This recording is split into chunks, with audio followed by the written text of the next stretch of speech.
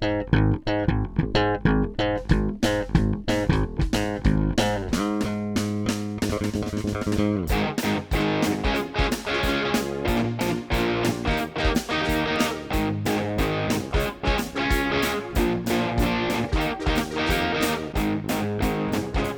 hello and welcome to another episode of Undercooled. Today we have a really great guest, Professor Patrick Shamberger from Texas A&M, who I've known for probably a decade at this point, and we are really happy to have him here. So Patrick, who are you? Can you tell us a little about yourself, who you are, and why you became a material scientist? Sure. Absolutely, Steve. So I think I might have one of the more circuitous routes to my current position than some of your other guests. It took me a long while to even discover material science. So I started my undergrad wanting to be an economist of all things, and that didn't pan out. I think it was when we started to use math to model human behavior. It just didn't jive with me. But I liked science, and I liked chemistry and physics and things, but material science wasn't an option, so I picked what I was most interested in at the time, which was geology, but I still had a pragmatic bent, so I did geology and civil engineering technically, which is kind of a weird pairing, but I enjoyed it, and I got way into the geology thing to the point where I went off and I studied volcanoes for a couple of years after my undergrad, so learned a lot about these natural systems, but I think I always had something that was driving me back towards the engineering side, things that were more pragmatic, things that were more impactful to society. I kind of had a crisis of faith at one point where I was, I had my great paper on volcano systems, and I realized that, maybe a dozen people would read it and get something meaningful out of it, and that wasn't enough for me. So I thought about the things that I enjoyed at that point, and my projects there were basically picking up rocks, crystalline nodules that were assemblages of multiple phases with different chemistries and different, relative phase fractions. And we were trying to figure out how they formed, what pressure, how much water was in the system, because this would tell us something about the volcano system. And so I said to myself, okay, well, how do I do something applied with this? How do we flip it around? And that was when I discovered materials engineering, because really, a lot of the problems that we face as materials engineers are just the inverse of that. I have some desired structure that I want to attain. And so the question is, what do I do on the processing side? What temperature do I cook it up? What is the pressure? How much of component A or B do I add to get the desired thing?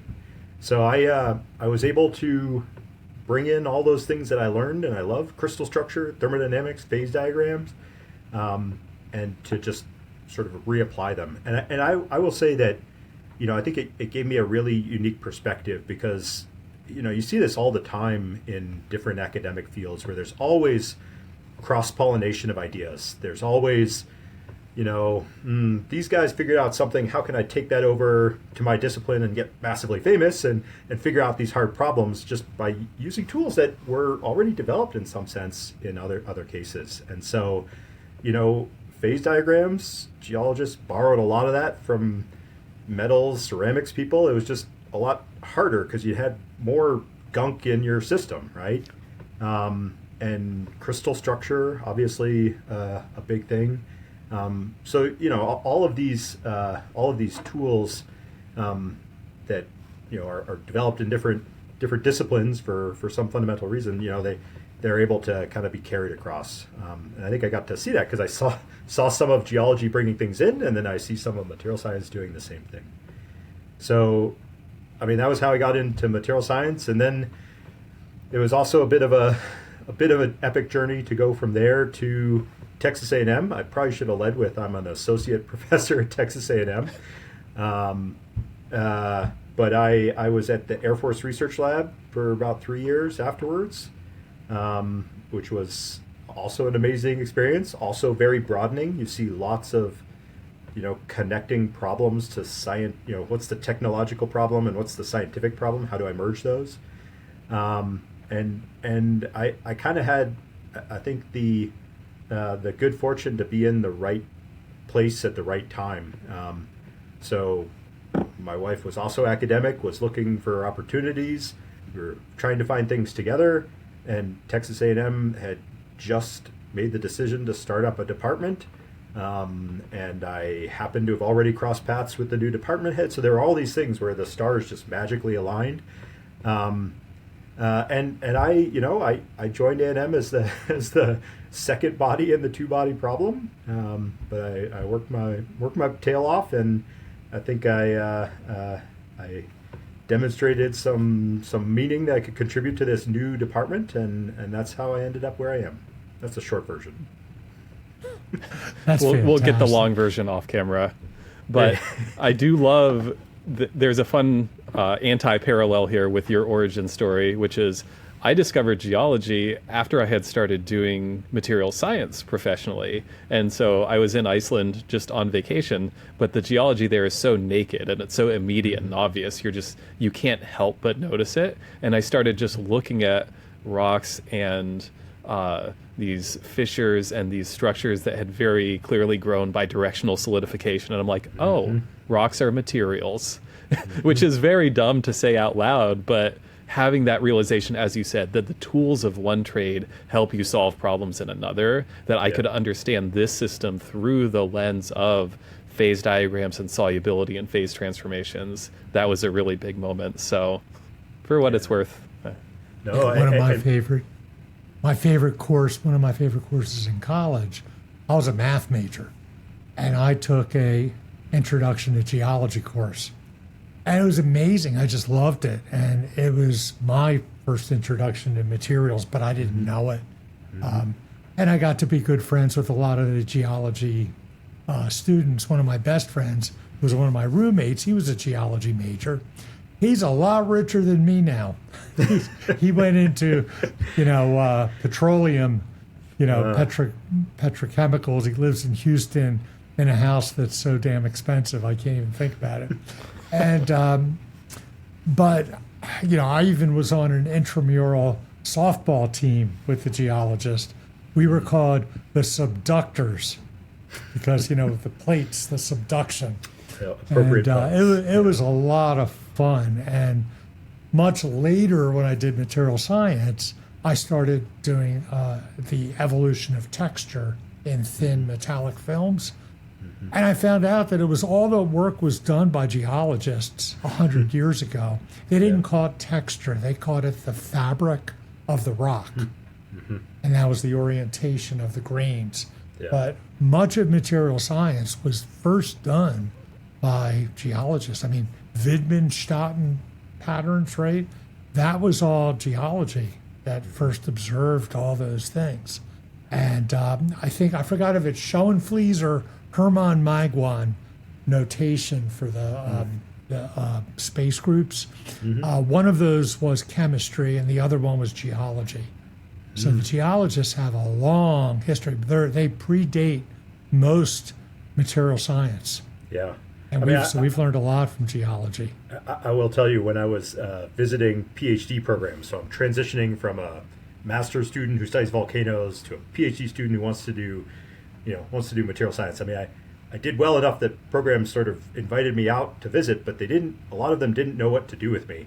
And so I would visit faculty members, and, I remember one pretty famous ceramicist who will not be named, who was starting to lecture me on phase diagrams. And I'm thinking to myself, like, you have two components here. Come on, give me a real challenge with 10 or 12 major components. Right. I didn't say that because I thought that might get me immediately disinvited. But yeah, I think materials has this, right? It has so much different connection to different fields. And, I'm sure other fields do this too, the cross-pollination and the crosstalk. But I think there's just so many examples you can point to within our field. The big difference is geology PhD students get to go camping all summer. They get in a canoe, they go to some bizarre place in the world, and they go camping and collect their rocks, and then they spend all winter analyzing them. We never got to do that as graduate students. And I was on a geology PhD committee, and I was just so blown away at how they did their work. It was so much fun. Yeah, for what it's worth, my field site in my master's was on the Big Island of Hawaii, and this crisis of faith where I'm talking through with my advisor at the time, my desire for more application. We were relaxing on the beach after a long day of fieldwork, so I understand the lore, Right. but you gotta satisfy all your needs, right? As long as we're talking about grad school, we got sort of the beginning and the ending of the story, and now I'm a professor. But what made you decide to pursue an academic career? What was that decision like for you? That's a good one. Unlike some of your other guests, I suspect I didn't know from the beginning that I wanted to go into academics. I think I was open to a lot of different options. I mentioned. So in my Ph.D., the final year of my Ph.D. was founded by a DoD SMART fellowship, and this is one of those one-to-one commitment things. So you agree for however long they support you, which was only the final year of my Ph.D., that I would go work at one of the DoD research labs, I think that was an interesting exposure, and I learned a lot of things there. My wife, who happens to be an oceanographer, was not so happy with the fact that I was assigned to Dayton, Ohio, which for the geographically, less knowledgeable, is nowhere near an ocean. And she told me many times lakes don't count. So even though they're great, it's not an ocean. But that that introduced me to sort of the government lab, the federal lab, environment, which was, again, I would call that an amazing broadening experience, because at an applied federal lab, it's really all about connecting scientific and technological advances to the mission. And the mission of Air Force Research Lab is to support the warfighter, to support the U.S. Air Force. So you kind of get this big picture framing, and I like thinking about problems like that. It was new. You don't do that in your PhD, right? You're so focused on the narrow topic, you're not. So I think it was very good training, and ultimately I think it helped a lot in the academic career, because I was able to take a step back and not focus just on the same kinds of problems I've been doing. But really, I was open to different careers, and when the next life shift happened, the academic opportunity was just something that, like I said, kind of presented itself. I don't know if you've ever been to College Station, Texas, but there's not a lot there outside of the university. So it wasn't like if we had decided that, it wasn't like there were other options. But it was an amazing time. And I will say, one other side thing, I had, while I never, came to it with this is my goal, my career goal from the beginning, I did have one of the members of my committee who was a very well-known scientist at the tail end of his career, John Kahn, big in thermodynamics world, and he just made some offhand comment after my defense that always stuck with me. And he asked if I was going to go into academics, and I was like, well, I don't think that's the next step. And he said, you'd be good at teaching and explaining things, and it was just a offhand comment from him, but to the academics who might listen to this, I will say those small comments can have lasting effects with your students, and they can come back and help push you across the barrier if you're on the fence. So I think it was a kind of an opportunity where the academic life presented itself, and I figured I would give it a shot and see if I liked it. and I've been here ever since. So I enjoy it a lot. I think interacting with students is a big part of what we do. Obviously, that's part of what we talk about here today, probably. But I think that's it's an interesting environment, and I think there's a lot of freedom, but sort of also pressure to kind of keep driving and motivating yourself, and so that's something I've enjoyed. So when you got to Texas A&M, you mentioned that they had just created a new material science department. Before, I presume it was a program. That's right. Split across many other departments and just a graduate program. So they now have an undergrad program at Texas A&M. So I imagine you were part of the development of that whole thing. What was that like? Can you tell us how you faced creating a whole curriculum and working with a team of people to make a new undergraduate curriculum for material science? Yeah, absolutely. I mean, you're absolutely right. So I started in January of 2014. The department had stood up in 2013, so I was one of the first outside people, and I think we were 5 of us at that point in time, which, we're at the level of 25 or 30 now. So it's just been this phenomenal growth. And, I think we kind of knew from the beginning that growing programs is part of the expectation of departments. But it was also part of the rationale for starting up the department in the first place, right? So we had to convince all the right people to sign off on the dotted line. And I think, the general observation was there was an unmet need, especially within Texas. We're a large state university, but, nationally as well, in terms of training and preparing undergraduate students with the right kinds of backgrounds for these careers. In Texas, we're lucky to have a number of different industry sectors. So there's semiconductors is big in Austin, and aerospace and defense are big in San Antonio and Dallas, and biotechnology is big in Houston. So there's a number of different industry sectors that have the need for materials engineers, right? So there was a need that was kind of, we knew this going in, but I think that the actual act of creating a curriculum was certainly a very daunting task, and it took a long time. It took a lot of thought. I would say one of the really interesting things that came out at the very beginning was when we started having these conversations. What does a materials curriculum look like? What do we need to have in there? How do we address these problems?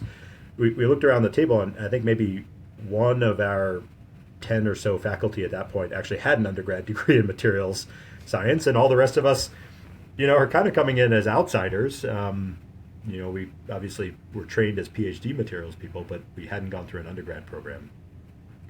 So, I think we talked a lot with the Center for Teaching Excellence people. They're people who devote their careers to like these questions. How do you take this body of knowledge and turn it into a curriculum? And so that certainly helped guide the conversations. We did a lot of our homework, going to other places, looking at how, what were the things that were succeeding and what were the sort of sticking points, and just tried to integrate all of this. And, I'd be interesting to hear, how things happen, at Michigan. But like we had a couple, I guess I would say there are a couple sticking points, right? So one of the questions that oftentimes comes up in the curriculum is, is how many specialized classes? Do we need to require a course in metallurgy and a course in polymers and a course in ceramics and this and that?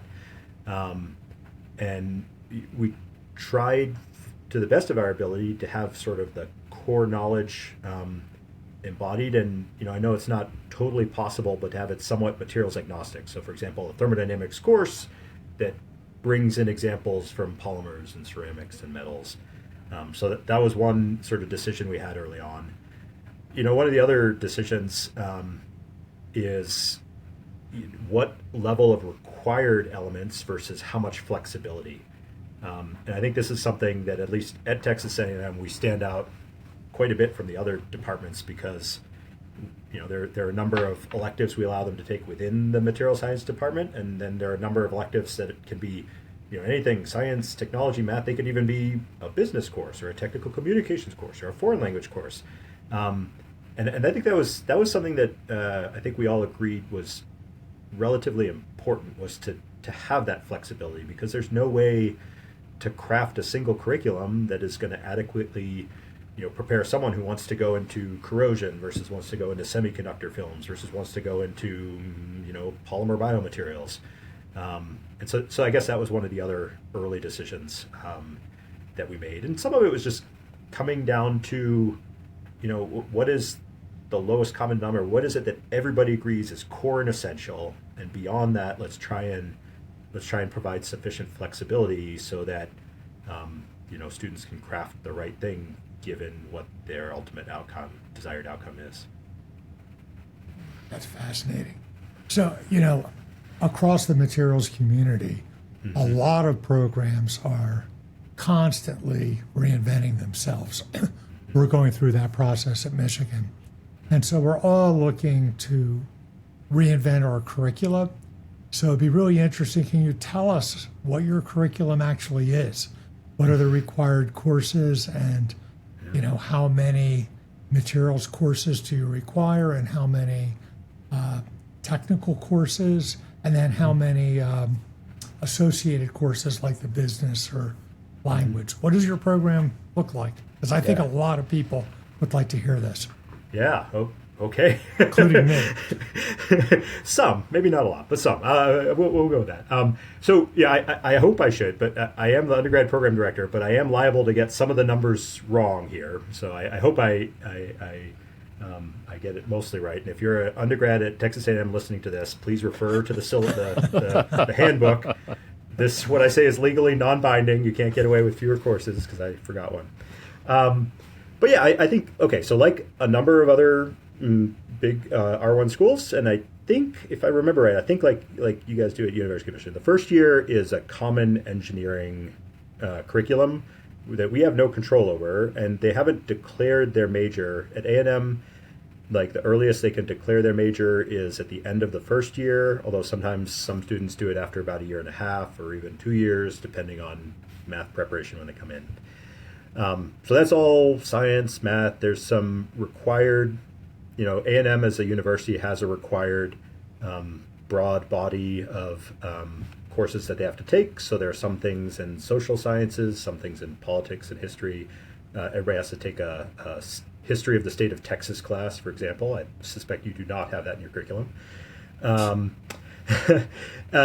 mostly that's through by about a year and a half. Again, it's so hard to say. Everybody comes in with different levels of, this credit, or they're behind, they're ahead, and Sure. they just figured out. Right.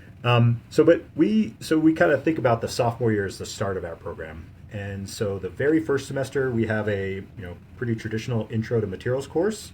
We use the Callister text. I think that's there to just sort of set the basis, give a little bit of perspective about what is materials all about? How did these things sort of start to come together? And a large number of our undergraduate majors, they're still figuring out what is this major that they've signed up for at this point. They have some idea, but certainly they need to grow. And the other thing that we do in that very first semester is a course that I talked with Tim a little bit about this before when we were talking, this materials and society course. And this is a little bit of a hodgepodge. We've been working on refining it, but its broad picture goals are to complement that intro course, to show students what's the new stuff, right? So we have, half of it is basically a rotating faculty seminar series where, we encourage our faculty to get the undergrads excited. What are the opportunities? What are the new things we're learning? And we do that because if you just have an intro course alone, there's a tendency to just come away with this belief that, we understand everything about materials, right? It's a dead stop. Like, why am I even here? So get them excited. And then the other part is evolving. We've had, I think I actually set that one up, and part of the goal, it was based on a course at some level that, Kevin Jones at University of Florida. Right. I don't know if you. That's right. He had a materials and society, which was actually, I think, intended mostly for non-majors. But a lot of it was like, how do we make the choices we do in terms of materials, and how does that affect other things outside of the materials field? And so we talk about these things like sustainability. We talk about the impact of distribution of rare earth elements, for example, on how we use certain materials or not. We talk about we had a little bit of LCA. I heard you talking about LCA in one of these previous conversations, Steve. Yeah. So it's a little bit of a hodgepodge, and so that's why that one has always been needed to be massaged and improved. We've tried to go towards more of a project focus early on. I think that's a work in progress, let's say. But those are kind of like the foundation. And then we launch them into the guts of it. And so the guts are things like thermodynamics is that next semester, structure of materials. So I've also been very involved in that course. And we use the Ned Thomas book and approach. And for those of you who might not know this, it's not just crystal structure. We include amorphous materials and liquid crystals and, even up to things like microstructure. So it's sort of structure writ large. There's a course on soft matter, which is again kind of more, focused on macromolecules and polymers, but it was different enough that it sort of devoted to be, or needed to be introduced at that point. And then it keeps growing. So the next semester there's kinetics. We start with like a mechanical properties course, and around then, let's see, I'm off by a semester. So the other thing to note is that in that second semester, we start the lab sequence, and this is something that kind of grows, and it brings in examples from the more lecture-focused courses, hopefully combining elements of making and measuring and looking at structure of whatever this class of materials that you made this week is in the lab. And so this kind of keeps on growing. And so, later on in the curriculum, usually junior year, it's pretty full of some of those core courses still. They're starting to take their electives. The electives, basically, they get up to 3 upper-level material science electives. So those would be courses like a course on ceramics or course on additive manufacturing or corrosion, things like that are, kind of, it's a focused course on one technical area that might be exciting to some, but it's not part of that sort of minimal core that we decided was the required component. And then they can take up to 3 courses outside our department. And again, that's the thing that I'd be interested to hear from your side how many your students have, but that it's pretty unusual to have that much flexibility. And what we tell the students is, any math or science technical course, that's fine, go take it. But also, like, if there's something else that complements your degree that's going to help get you to the place you want to go, all I ask them to do is to map how that course kind of meets those ABET student outcomes, which, as you know, are very broad. There's communicating communicating broadly. There's leadership, teamwork. There's all these different things. So it's really easy to basically bring in anything that really just contributes to their overall integrated engineering experience. That's great. Yeah, ours is very similar, and we have 4 required MS&E electives, and we have it's roughly 14 credits, which is usually it's like 4 courses of science and technical electives, but we require they be at a level that's where a high school student wouldn't be able to take the course. So these courses have to require calculus or college chemistry or something. So they're somewhat more advanced. But I believe we're starting to look at all these things and trying to be even more flexible by letting students take, a business course or an economics course or something like that. Tim can talk more to that. But we've been teaching this curriculum. Liz Holm is our department chair. Liz was an undergrad at Michigan before I got to Michigan. And her comment was, wow, you guys are teaching the same curriculum that I took 40 years ago. Maybe we can do better. Yeah. And Tim has been at the tip of the spear with trying to change that. So I'll let him tell you briefly what we're trying to do, but it kind of tracks with a lot of the things you're doing. So go ahead, Tim, why don't you? Yeah. Well, I love the point you made about getting the students to bring the justification to you for why a course is a part of their engineering education. I want to steal that wholesale, with or without your permission. I'd rather it be with.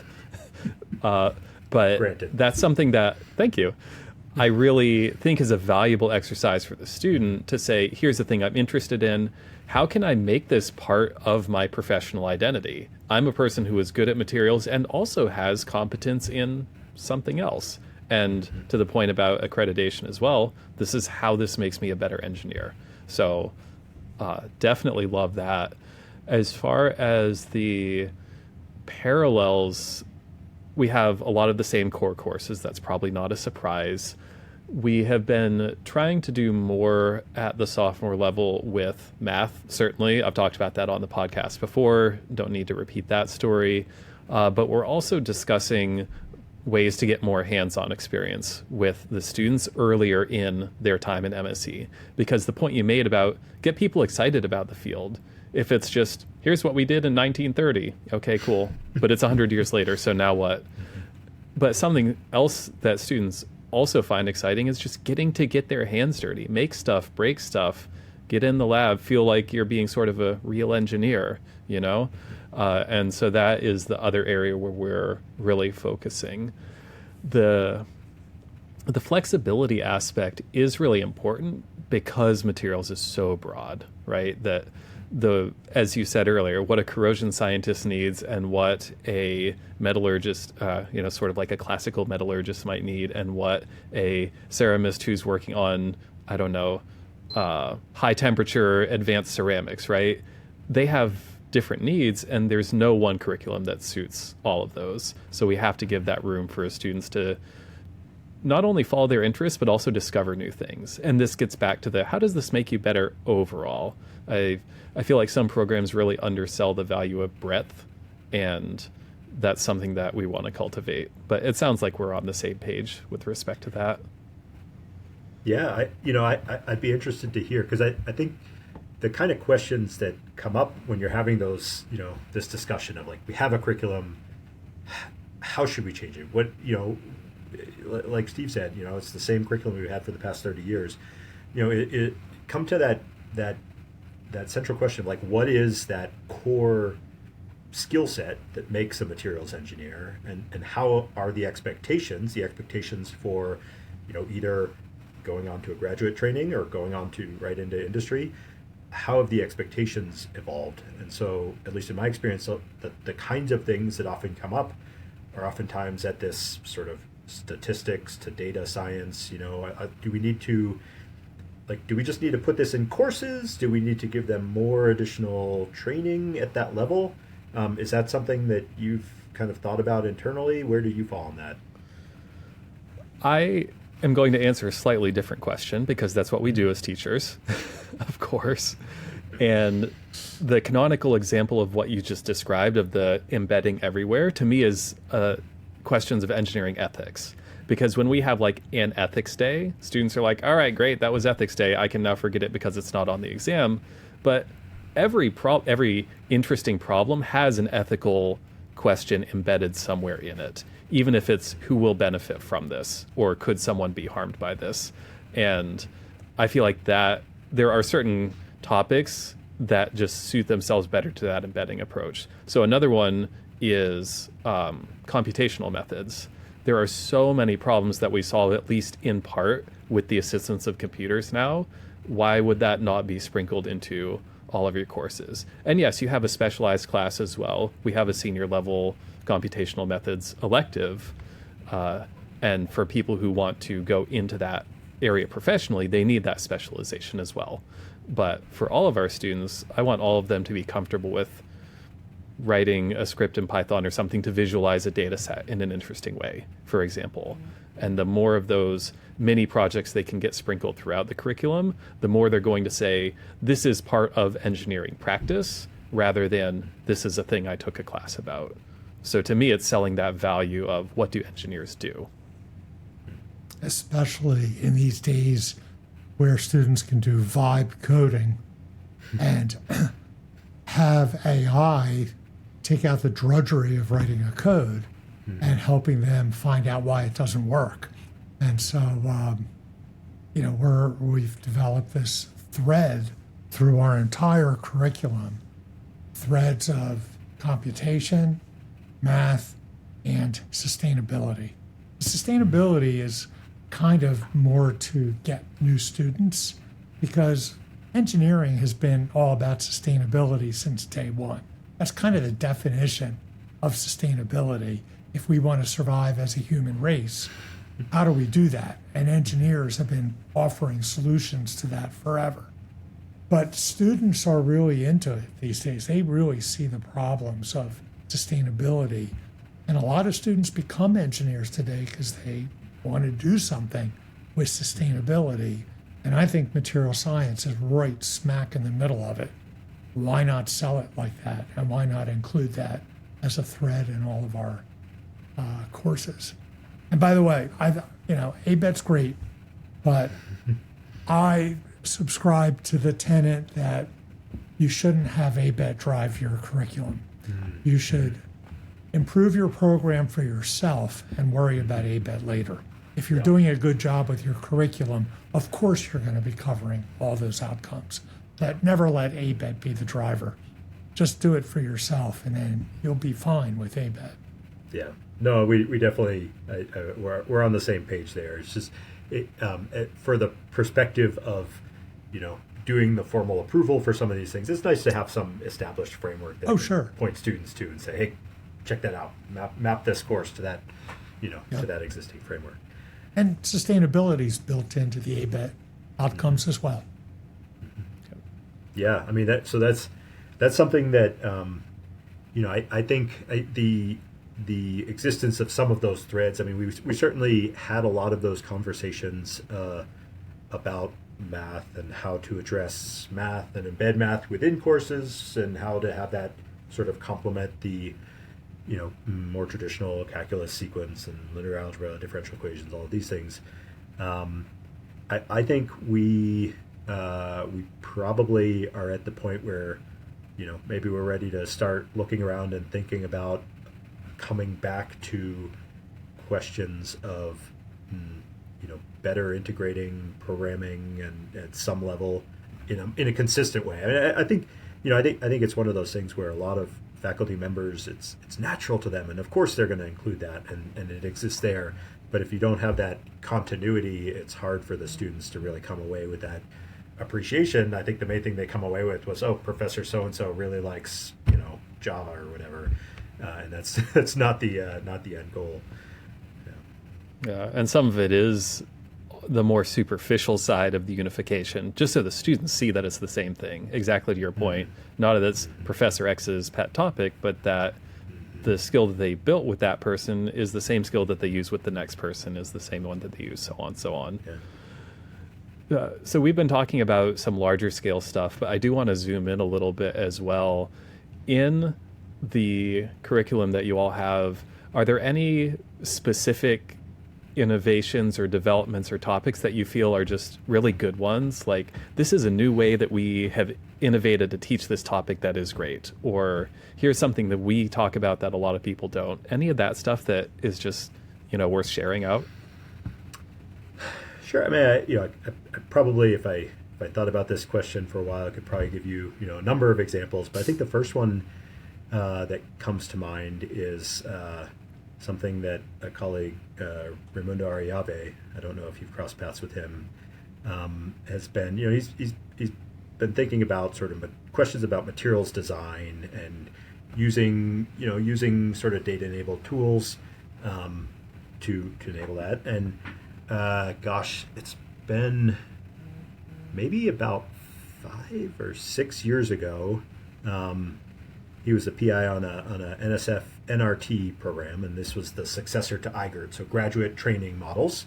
It was all based around materials design, challenges and giving graduate students the right framework to tackle those problems.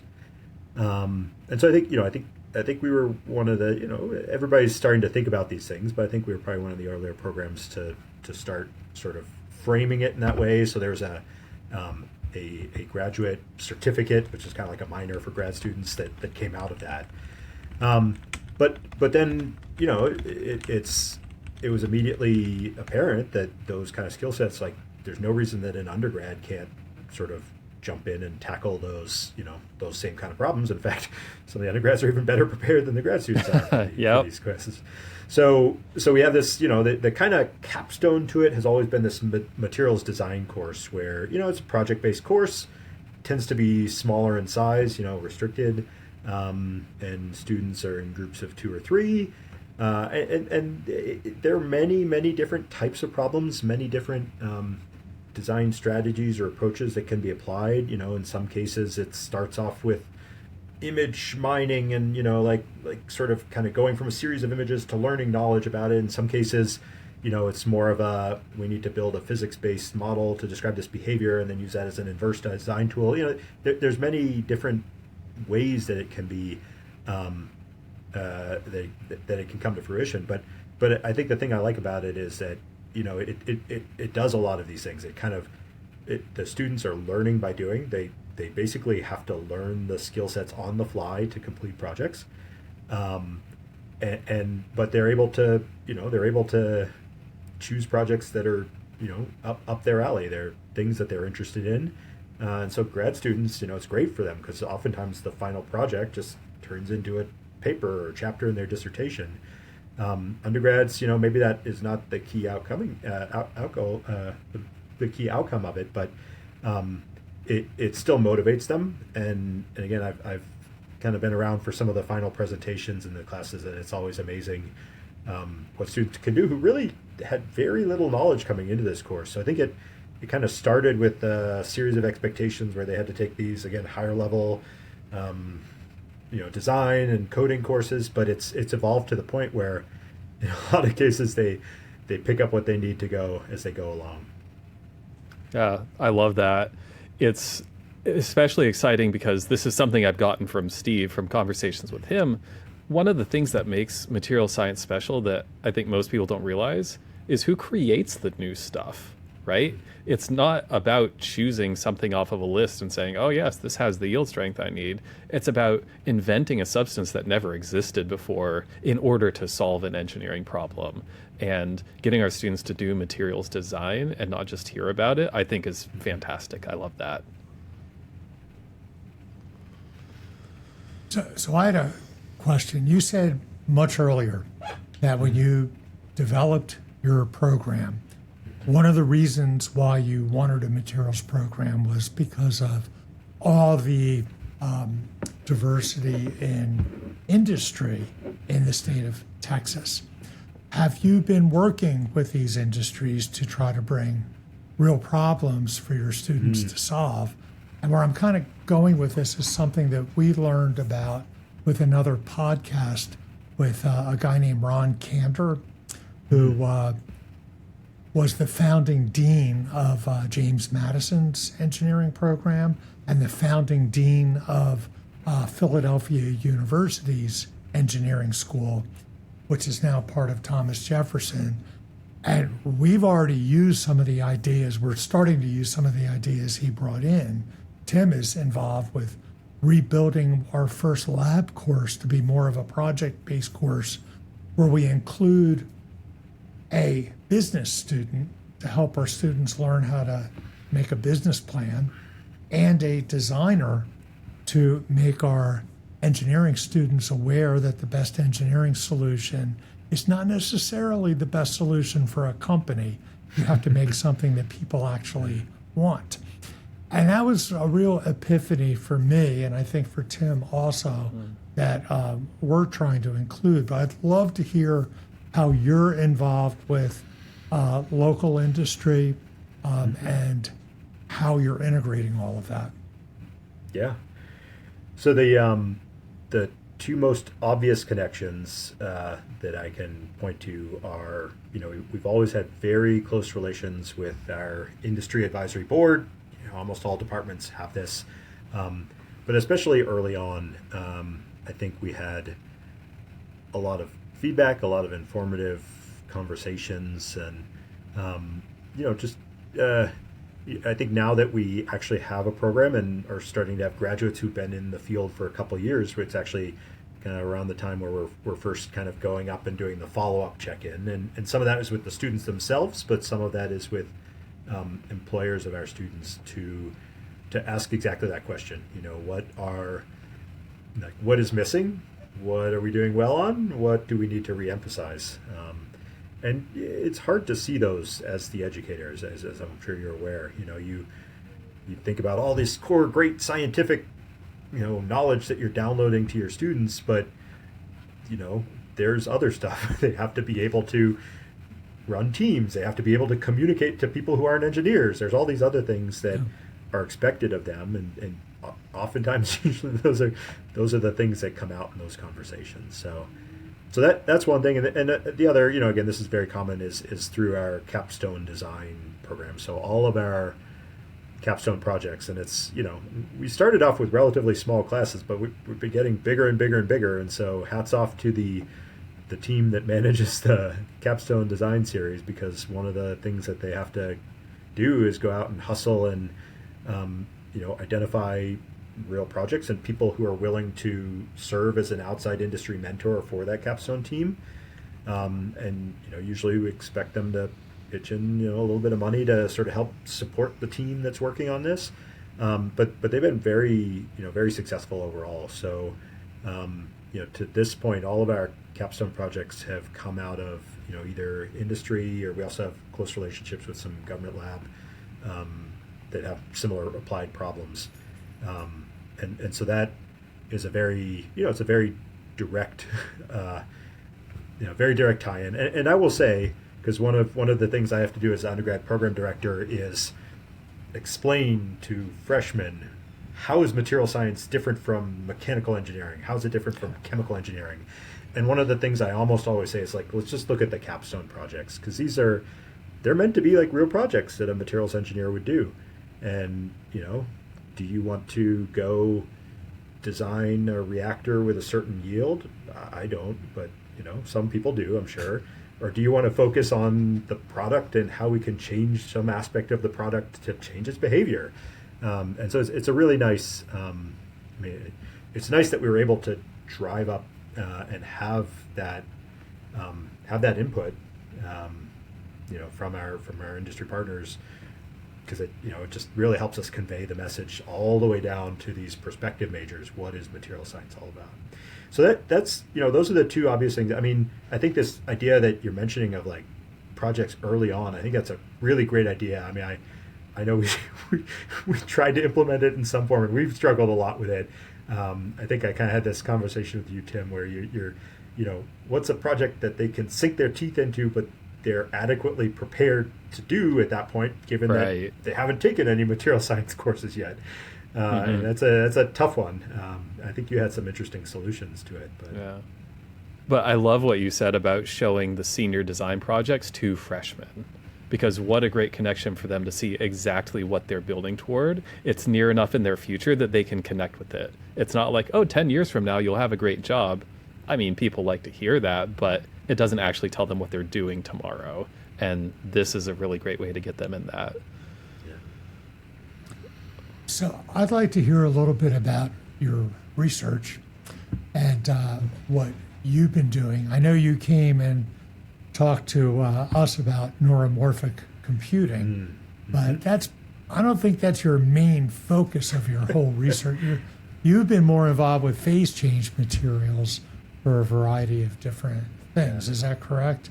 That is correct. I feel like I always, not to get too corny, but the fact that these materials that we're interested in, that they can change, they're mutable, they're not fixed, and in fact, we can derive functionality. We can do something interesting with this fact that they change, and in some cases they change reversibly. They can change forward and backwards. And so I think, I don't know, maybe honestly, I was thinking about those same problems as a volcanologist. When do minerals or when do bubbles nuclei? As an REU student, as an undergrad, I went up to Alaska. Again, geology, if you want to go cool places, go be a geologist. But I went up to Alaska in the summer, which is definitely the time you want to go visit Alaska. And I was doing a rotation in an experimental petrology lab where we were taking little, tiny little capsules of lava and nucleating bubbles. And so that, there's something about that fact of the change and the process of change that has always stayed with me.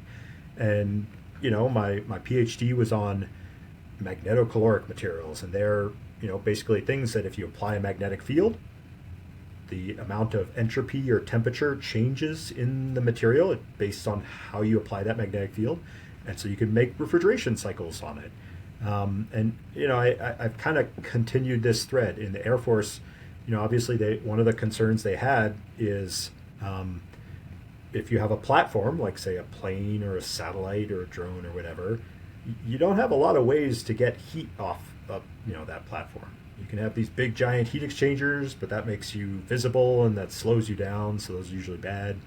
So for a lot of applications, we had to think about, how do we deal with a sudden pulse of heat? How do you mitigate it? Can you absorb it and release it slowly later? Can you do something useful to it? Can you change it into a useful form of energy? In fact, that if I can go on a bit of a diversion, Sure. that the whole reason the branch I was in the Air Force Research Lab was the Thermal Sciences and Materials Branch, and the whole reason it stood up was that they had been working on developing the F-35, and the first test runs, they got this thing out on the runway and it overheated before it even took off, and it required airflow past these big heat exchangers to cool down. But if it overheats before you get in the air, you're out of luck. And so I think the thermal side had just been we'll worry about that later. And I think that was a moment that a lot of people were like, okay, we need to integrate, we need to think about these problems from the beginning. And so that initiated things all the way from the system level down to the materials level. How do we develop materials to manage these thermal problems? And then Steve, the topic you mentioned that I spoke at in Michigan, we're looking at these little inorganic bits, electronic semiconducting materials, but they have inherent instabilities. And that just means that they are able to emulate some of the aspects of a neuron. If you pulse it just enough, it'll respond and it'll start to pulse back, and sometimes it'll start to oscillate. And a lot of this, it all comes back to this aspect of phase changes, phase transitions. How do we control them? As materials engineers, how do we change the equilibrium, the degree to which they can flip back and forth, the hysteresis. So there's kind of, the state of the system depends on your prior history. These are all the questions that, depending on what your application is, you want to go, you have to engineer or develop a novel solution to get you there. So those are the things that have always kind of interested me. And yeah, to your point, I think I've been fortunate enough to apply that to a whole range of problems. And I think it's one of those things where I think as materials engineers, we're always trying to connect some nugget, some fundamental aspect of materials. Maybe it's their optical properties, Steve, in your case, back to how can this affect application space writ large. Right. Yeah.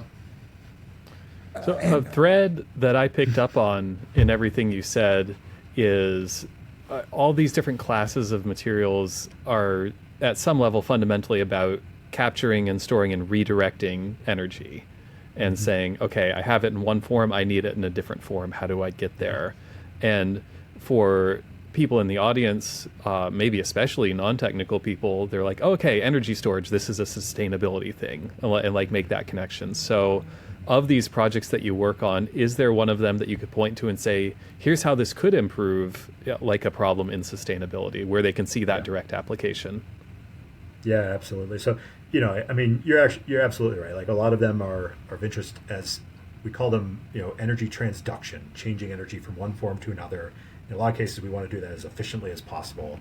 And so it comes down to engineering the aspects of that transition. But one example I'll point to is we've done a lot of work with phase change materials, and these can be things as simple as something that's melting and solidifying. And so ice to water is a great phase change material.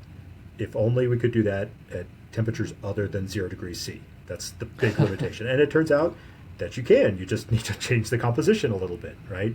So one of our long-standing projects, one of the reasons I'm out here at what is now NLR in Denver, is that we've been interested in how do you integrate those into building energy management. And I think if you think about the way the grid works and the way that power supply and demand is on our modern power grid, there's a lot of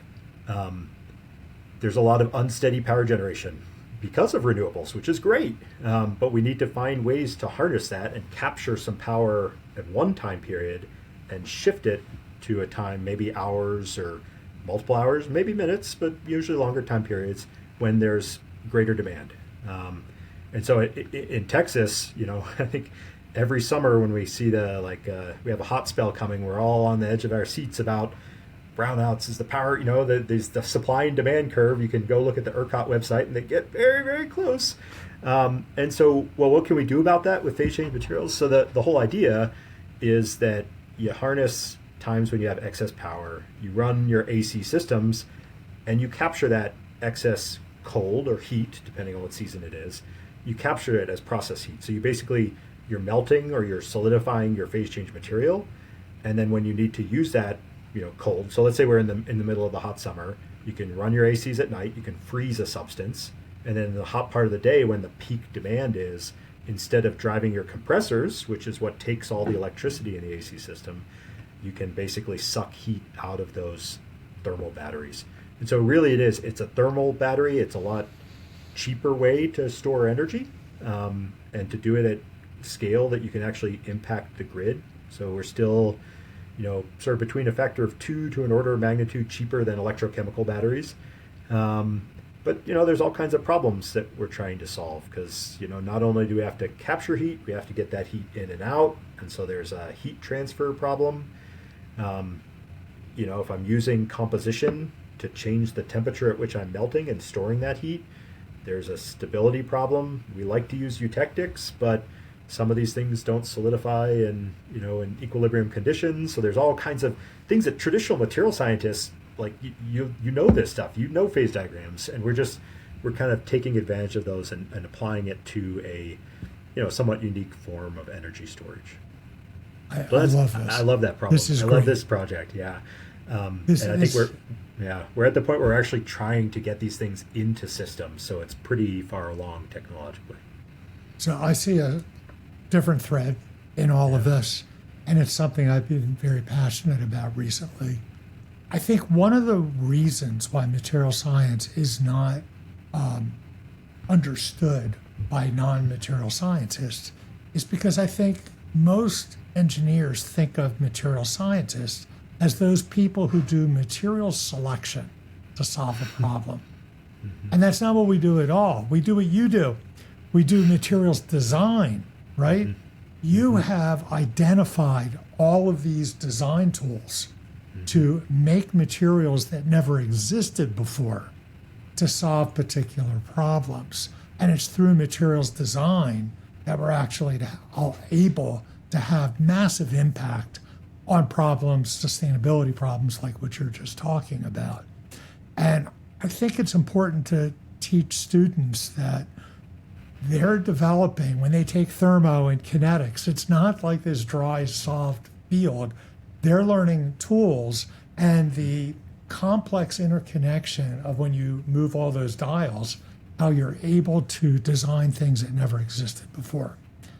And you're doing that with these phase change. I mean, the phase change thing goes way back to eutectic salts in solar, right? That was one of the earliest uses. Yeah.